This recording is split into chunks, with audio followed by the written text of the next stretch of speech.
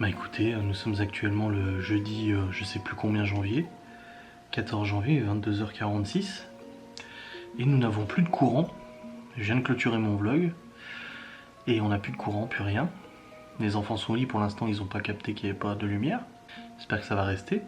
Et je me suis dit, de toute façon j'ai des facecam à tourner, donc autant tant que j'ai de la batterie, autant tourner mes facecam. Donc je vous tourne une facecam sur un sujet que je voulais aborder avec vous, sur les fantômes qu'on a chez nous. Et je me suis dit, putain, en fait, avec la lumière et tout, ça rend trop bien. C'est peut-être le moment de faire cette facecam pour vous raconter les fantômes que nous avons chez nous.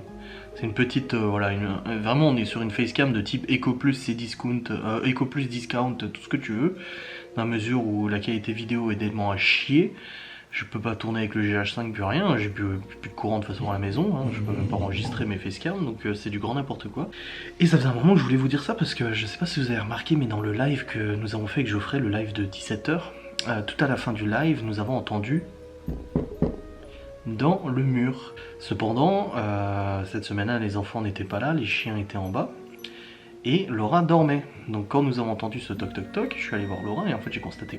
Et je me suis dit, enfin j'ai dit à Geoffrey, ah, l'électricité est revenue, bon bah c'est bon, j'arrête cette facecam, ça n'a plus aucun sens. Non, je voulais vraiment vous parler de ce sujet justement vis-à-vis du paranormal et tout ça. Vous êtes nombreux en fait à me contacter en me disant pourquoi tu veux pas faire d'enquête chez toi. Alors déjà, oui, nous avons constaté avec Laura qui est quelqu'un qui croit mais qui cherche pas plus que ça à comprendre ou quoi que ce soit. Elle a déjà vécu des trucs et tout, mais ça me rappelle d'ailleurs la première fois où on a parlé de paranormal avec Laura, tu vois, je fais un peu... Comme d'habitude, hein, je structure pas ma vidéo, mais c'est ça qui rend naturel. Quand on discutait encore à distance avec Laura, je suis même pas sûr qu'on s'était déjà rencontrés. Elle m'avait dit, j'avais dit, tu crois aux fantômes et tout ça. Elle m'avait dit, ouais, mais si je te raconte des trucs que j'ai vécu, tu vas me prendre pour une folle. T'imagines, moi, Ghost and Us, elle savait pas que je faisais Ghost and Us. Elle savait même pas que je faisais YouTube. Alors, tu sais, quand t'as quelqu'un qui te dit, ouais, j'y crois, il m'est arrivé des trucs, mais si je te raconte, tu me croiras pas, si j'ai envie de te dire. Je lui ai dit, non, mais vas-y, je pense que rien ne me surprendra en fait. Du coup, elle m'a raconté quelques expériences et tout. Mais il est vrai que dans cette maison, nous avons entendu plusieurs fois des choses. Donc je vais vous en faire l'exégèse, je vais vous raconter un petit peu les points forts que nous avons vécus. Mais avant tout, je tiens à vous dire que non, je ne ferai pas d'enquête. Je ne poserai même pas un appareil dans cette maison, ni un K2, ni une Spirit, ni l'enregistreur ou quoi que ce soit. Tout simplement parce que c'est notre lieu d'habitat. J'ai pas envie de perturber les entités qui peuvent être là déjà, sans de rentrer en communication, et j'ai pas non plus envie de découvrir des trucs ou de me poser des questions ou quoi que ce soit. On est bien ici, j'ai pas envie de remuer un peu ce qu'il peut y avoir ou quoi que ce soit. Dans le passé, j'ai déjà vécu dans des logements. 7 ans, j'ai vécu dans un appartement, un logement social, où en fait cet appartement avait servi de maternité. Et il m'arrivait des fois la nuit d'entendre des bébés pleurer. Je ne rigole pas, et c'était pas les voisins, hein. Non, des bébés pleurer, des gens parlaient et tout ça, en pleine nuit ou le soir. Et du coup, c'était... Alors les gens vont dire pourquoi le soir? Non, mais ça arrive en journée aussi. Parce que le soir, en fait, t'es plus attentif au bruit, c'est plus silencieux et tout ça. T'as pas la pollution sonore de l'extérieur et tout ça. Mais ici, dans cette maison... Donc j'ai dit je ne ferai pas de tentative de contact parce que pour moi c'est pas sain dans sa propre maison de faire ça. J'ai claqué de la sauge ici pour faire enlever les mauvaises énergies et tout ça. Faudrait que je le refasse d'ailleurs. Faut le faire régulièrement. Mais nous avons eu... alors qu'est-ce qu'on a pu avoir comme chose? Nous avons eu des bruits de pas. Des bruits de pas surtout là. Ça c'était un grenier au-dessus avant. Il y a d'ailleurs la trappe, on voit la trappe pour accéder au grenier. C'est un grenier à foin en fait. Et du coup ça a été totalement rénové. Je sais pas si je vous montre, vous verrez. Voir la... Oui, on voit. Vous voyez, on voit la marque de la trappe qui mène au grenier à foin du coup, tu vois. Et en fait ça mène à notre chambre à coucher. Et ça arrive régulièrement que moi ou Laura nous entendions des bruits de pas dans cette pièce alors que nous n'y sommes pas et les enfants ne sont pas là, les chiens sont avec nous. On entend vraiment, tu sais, tout.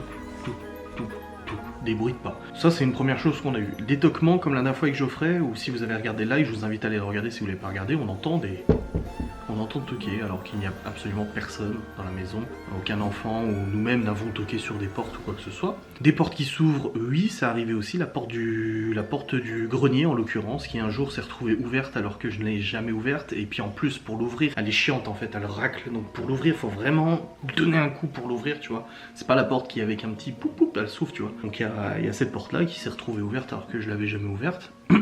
Nous avons aussi un truc, entendu des bruits, des gens parler, ça aussi, ça c'est arrivé. Et le truc le plus ouf, je crois que le toquement il était quand même assez ouf parce que Geoffrey l'a entendu et vous en live vous l'avez entendu, ceux qui participaient. Mais le truc le plus... Des objets aussi, des objets qui se déplacent. C'est-à-dire que la dernière fois je cherchais mon téléphone, je cherchais quoi, je partais, j'allais partir en bagnole. Je crois que c'était mon porte-monnaie ou un truc comme ça, tu sais, j'ai mon petit porte-carte là. Et je le cherchais partout. Je regarde partout, au salon, salle à manger, machin, je vais voir sur mon bureau, je le trouve pas, je vais voir dans la bagnole en plus, je le trouve pas, je reviens à la maison, je remonte à nouveau, je vais voir sur le bureau, je le trouve pas, et quand je redescends, mon porte-carte était posé sur la table de la salle à manger.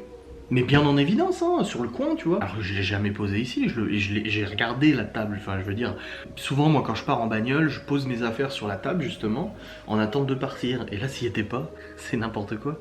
C'est n'importe quoi. Et du coup, ça c'était assez particulier comme déplacement d'objets. Et ensuite, le truc qu'on a entendu avec Laura, c'est qu'on était installé ici. On regardait la télé et tout ça, L'amour est dans le pré ou je sais pas quoi, et on a entendu des couverts, fourchettes, couteaux. On a entendu comme s'il y avait des gens qui mangeaient sur la table à côté. Alors l'ancienne propriétaire, enfin non pas l'ancienne propriétaire, la propriétaire, donc ancienne occupante des lieux, ils avaient leur salle à manger ici, à cette place là, et le salon était de l'autre côté. Donc ça peut pas être en lien avec elle ou quoi que ce soit, mais par contre avant justement c'était à l'inverse, parce qu'ici c'était pas du tout une salle à manger, vu que de toute façon c'était un grenier en fait, c'était une grange avec un grenier, donc ils mangeaient à côté. Et c'est pour ça qu'on a entendu des bruits de couverts, fourchettes, couteaux, etc. Et je m'en souviens, Laura elle a dit « Ah, vous pouvez aussi ranger tant que vous y êtes ?» Les chiens étaient là, donc c'est pas les chiens qui sont allés sniffer dans une assiette, et encore faudrait qu'ils soient costauds pour monter dans l'évier. Les enfants n'étaient pas là non plus, je le précise, et c'est vrai que là le bruit de couverts, on l'a vraiment bien entendu, c'est assez ouf. C'est très très très particulier. Aussi des bruits, j'ai eu la batterie, un boom de batterie, alors qu'il n'y avait personne à côté de la batterie, ni moi, ni les enfants, ni rien, encore une fois. Et je crois que c'était en live, il me semble. En live ou en vlog, je sais plus, mais je vous en avais parlé, c'était il y a plusieurs mois. Mais il y a eu un boom de batterie, comme si on tapait sur la grosse caisse. C'était quoi? Ouais, sur le snare, ou je sais plus, sur une des caisses en fait, ça fait boum. C'était quand même particulier. Voilà, après la nuit, oui, souvent on entend des booms, des bruits de pas ou des booms. Une fois on a entendu des bruits de pas au grenier qui se situe juste au-dessus de notre tête, dans la chambre. Et je dis à Laura à chaque fois, c'est les fantômes, là, c'est pas grave, tu sais. Laura c'est quelqu'un qui est très inquiète dès qu'elle entend des bruits, elle a peur d'intrusion en fait, pas des fantômes mais d'intrusion, donc ça lui fait un petit peu peur. Et des fois, quand on regarde la télé dans notre chambre et que les enfants sont chez leur maman, donc ils sont pas à la maison, on entend justement des booms. Dans la chambre de Libby ou de Chloé ou dans la chambre des garçons, on entend des booms en fait, comme si quelqu'un tapait contre le mur ou se cognait ou quoi que ce soit. Donc ouais, je pense qu'il y a de l'activité ici, mais c'est pas du tout méchant ou quoi que ce soit. Je pense que c'est plus du résiduel en fait, du résiduel parce que c'est une vieille maison, hein. C'est une très vieille maison parce qu'elle a appartenu à des personnes âgées, des gens sont décédés ici, c'est logique. C'était une ancienne bâtisse d'un ensemble de fermes avec les bâtiments à côté et tout, ça faisait partie de la même famille et tout ça. Donc c'est vrai que ça peut signifier justement ce genre de petits désagréments quoi. Mais après, comme je vous dis, moi je suis pas parano, je suis pas dès que j'entends un truc je suis paniqué, je suis en PLS ou quoi que ce soit, non. Je vis bien, ça m'amuse un peu, voilà, le toc-toc, j'étais très surpris, mais finalement avec le recul ça m'amuse un peu et puis voilà. Donc je conclurai cette vidéo en vous disant que si vous-même vous avez dans votre maison des bruits suspects, des choses comme ça, etc. Si ça ne vous inquiète pas, et ben laissez faire et vous prenez pas la tête. Si par contre ça commence à vous faire peur, etc., ce qui est possible, moi je pense qu'il y a des gens qui auraient déjà flippé plus que ça, mais bon, après je suis habitué au paranormal, mais les gens auraient pu flipper ou quoi que ce soit, n'hésitez pas, en tout cas je sais que ça marche, n'hésitez pas à allumer une bougie par exemple, et ça je vous donne des conseils, ça vaut ce que ça vaut. J'aime pas donner des conseils moi, vous le savez en vidéo, j'aime pas donner des conseils, je vous dis je suis pas pédagogue, j'ai toujours l'impression de donner des mauvais conseils ou j'ai pas envie de me faire reprendre ou quoi que ce soit, mais de l'expérience que j'ai dans ce domaine, d'avoir parlé avec des gens qui sont des médiums, des choses comme ça, si vous avez dans votre maison des entités ou des soupçons d'entités ou des bruits bizarres ou des choses qui vous déplaisent, donc encore une fois, si ça vous dérange pas comme moi je vais pas m'amuser à... voilà, tu vois, mais si ça vous déplaît, ça vous fait peur ou fait peur aux gosses ou quoi que ce soit, essayez d'allumer des bougies, essayez d'allumer une bougie blanche et priez. Sachez que la prière n'est pas forcément en rapport à la religion. La prière c'est une question de conviction, c'est une question de ton âme en fait, de la foi que tu mets dans ta prière. Et c'est pas forcément une foi envers Dieu, envers la religion juive, musulmane ou quoi que ce soit. Simplement une prière, c'est souhaiter quelque chose pour toi ou pour quelqu'un d'autre. Et ça peut marcher parce que ça se trouve c'est psychologique. Donc en te souhaitant toi-même de réussir dans tes projets, tu te redonnes de la motivation, ou en souhaitant à quelqu'un des bonnes choses, tu lui envoies des bonnes ondes, tu vois. Alors moi je vous recommande d'allumer une bougie, de dire voilà, je souhaite que les personnes, je souhaite que les entités, les âmes errantes ou les énergies qui sont dans mon logement, qui est mon logement actuellement, bien préciser que c'est vous sur cette terre qui vivez actuellement dedans, je souhaite que ces énergies soient en paix, et si elles ont envie ou besoin de partir, je les invite à le faire et je leur donne justement la possibilité de le faire par cette prière et cette bougie, etc. Vous avez aussi d'autres méthodes comme la sauge qui peut capter les énergies négatives, vous le projeter vers la fenêtre pour le faire sortir, ça c'est possible, des encens aussi c'est possible.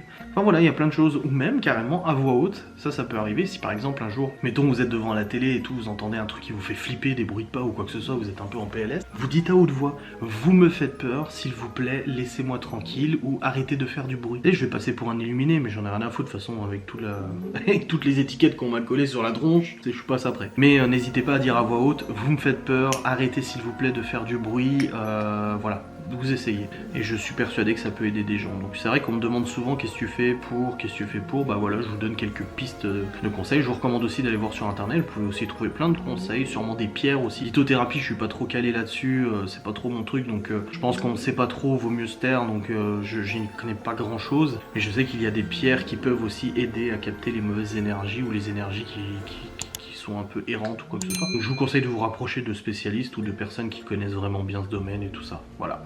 Je vous remercie d'avoir regardé cette petite facecam qui était vraiment en mode éco plus, mais bon, c'est comme ça. Je vous fais des bisous et je vous dis à très vite.